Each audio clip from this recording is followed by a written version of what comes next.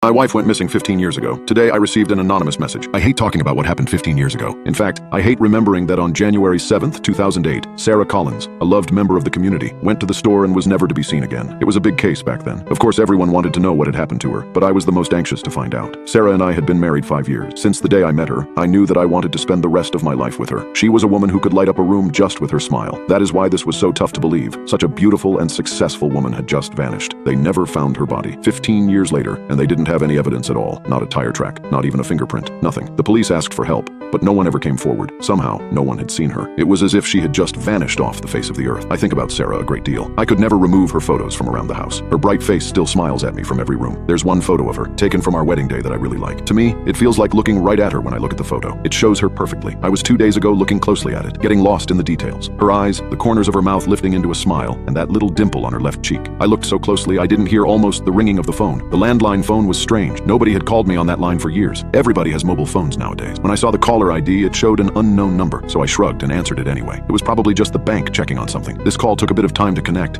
but when it did, I heard this really weird rustling sound from the other side. Hello? I wasn't in the mood for any prank calls. Is anybody there? Hello? Daniel? Daniel? I'm so glad I finally got you. The voice on the other side of the connection was a female voice, shaking, out of breath. Daniel, it's me. It's Sarah. Are you there? And then my heart just stopped with the mention of her name. Sarah. My Sarah. But of course that couldn't be. Then Sarah had been missing for 15 years. This was not my wife. I don't know who you are, but you are not Sarah. I spoke into the phone in a cold tone. Stop calling this number. I'd received an awful lot of these calls, especially when Sarah first went missing. Con artists, tricksters, anyone wanting to take advantage of a sad husband. I knew none of them was my wife. No, Daniel. Wait, you have to listen to me. It's me. Sarah, you have to believe me. She was sounding loud and desperate now, even a bit crazy. Amazing things people do to sell a lie. Why are you doing this? I asked, angry. It is 15 years since my wife went missing. What do you want from me? For a moment there was silence on the other end of the line. I thought the connection had been severed until I heard her voice. Daniel, please. It's me. It's your wife, Sarah. The woman begged. I swear it's really me. She continued, but I had already had enough. I was not going to listen to this liar anymore. Don't call this number again. I told her firmly before hanging up. I thought that would end it. She probably wouldn't call me again. I thought it was all finished. The next day, I asked a friend to help me fix my plumbing. He was a good friend. I had known him since college. He helped me when Sarah went missing. He got me through that. We were on a break, both of us talking about what's been happening. Important stuff, really, when my landline phone suddenly rang again. Sorry, I need to answer this. It might be important, I said as I stood up and walked to the phone. I saw the call was from an unknown number, like the previous day. Still, I didn't connect the dots immediately because it could have been the bank this time. I picked up, and the same rustling sound came out of the phone. It felt strange and unsettling in a way, and almost as if I had heard it before. I simply couldn't fathom it. Hello? I was starting to get an inkling as to what this call was about, and I was not going to like it one bit. I told you not to call this number. Daniel,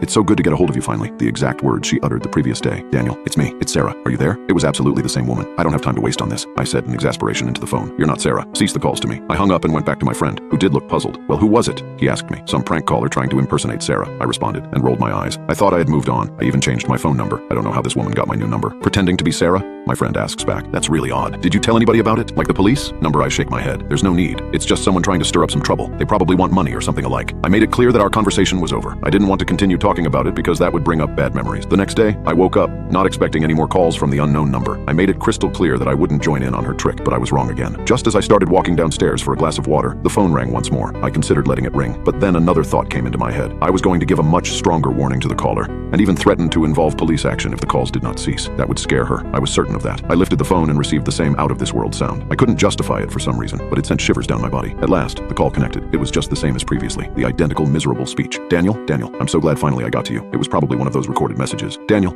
it's me. It's Sarah. Are you there? If you continue to call this number, I'll have to call the police. I told the caller. This is harassment. If you want money, try to trick someone else. Before I could give the woman on the other line a chance, I cut the call. I hoped this would make her realize she could no longer control me. I understood her complicated trick. I believed my warning was enough to stop the calls. I was so sure of this that when a loud, steady ringing woke me up the next morning, I never thought it was coming from those unknown number calls. I first thought my alarm was waking me up, but when I turned to look, I saw that the alarm had not gone off yet. That was when I realized it was the landline phone. Rushing downstairs, I wanted to tell the caller that I would call police, wanting to catch the desperate scammer. I was lucky to get there on time and picked up the phone. I held it against my ear and heard that strange noise I knew well. It still made my heart race for a few seconds until the call went through. Daniel, thank goodness finally I reach you. The usual panicked message came across the phone. I was used to hearing it by now. Daniel, it's me. It's Sarah. Are you there? I warned you. I said that if you called again, I would take legal action. I hollered into the phone just so whoever was on the other side would hear me. You've gone too far now. I have to do something about this. I waited for the woman's answer. Daniel, no, it's me. I am not lying to you. I would never lie to you. Daniel, it's me. Sarah, your wife. It's me. Can't stand the loud whine of her voice. You're not Sarah,